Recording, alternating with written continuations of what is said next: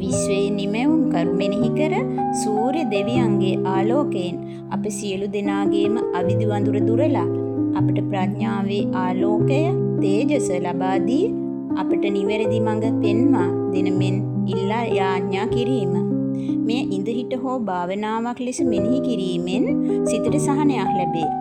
තමන්ට ඇසෙන මෙන් මද ස්වරයකින් හැකි සෑම විටම ගායනා කරන්න.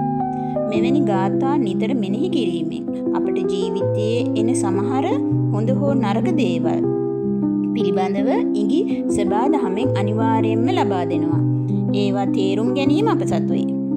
ගයත්‍රී මන්ත්‍රය මේ විදියට හඬ නගා කියවන්න. ඕම් භූර්භුවස්වහ තස්ස විදුර්වරේයම් භර්ගෝ දේවස්ය ධීමහි धियो यो नः प्रचोदयात्.